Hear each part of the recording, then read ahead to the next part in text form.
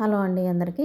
శనగలతో పులావ్ తయారీ విధానం చూద్దామండి. ఇక్కడ ఒక గిన్నె తీసుకొని ఆయిల్ పోసుకొని హీట్ అయిన దాకా ఉంచుకోవాలి.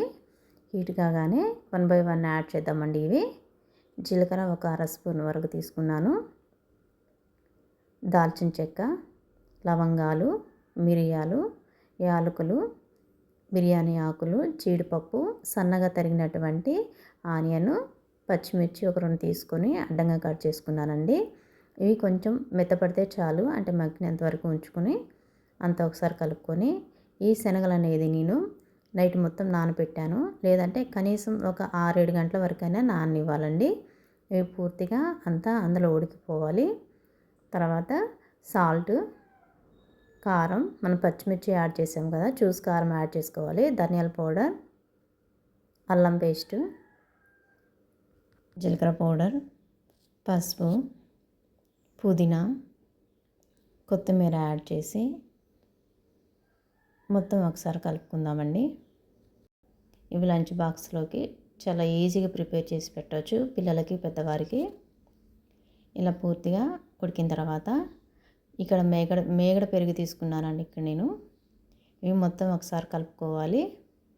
మళ్ళీ ఒక 5 మినిట్స్ పాటు అలా వదిలేయాలి. ఈ పెరుగులో ఉన్నటువంటి ఆయిల్ అనేది పైకి వచ్చేంత వరకు ఈ విధంగా ఉంచుకొని అంతా ఒకసారి కలుపుకుందాము.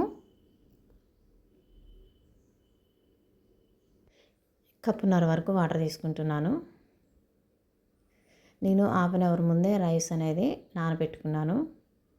రైస్ అనేది ఎంత ఎక్కువసేపు నానితే ఈ పులావ్ అనేది అంత పొడి పొడిలాడుతూ చక్కగా వస్తుందండి. నానిపోయినటువంటి రైస్ని వేస్తున్నాను.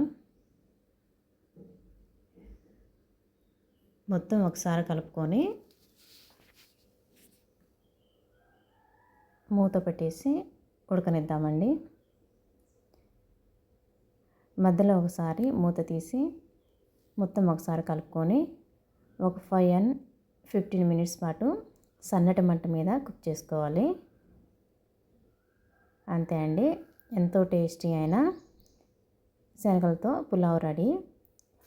ఇంట్లో వెజిటేబుల్స్ లేనప్పుడు లంచ్ బాక్స్ ప్రిపేర్ చేయాలి అర్జెంటుగా అన్నప్పుడు ఈ విధంగా రెడీ చేసి lunch box కట్టొచ్చండి.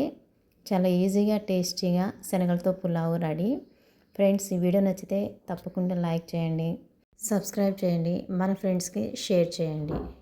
Thank you for watching.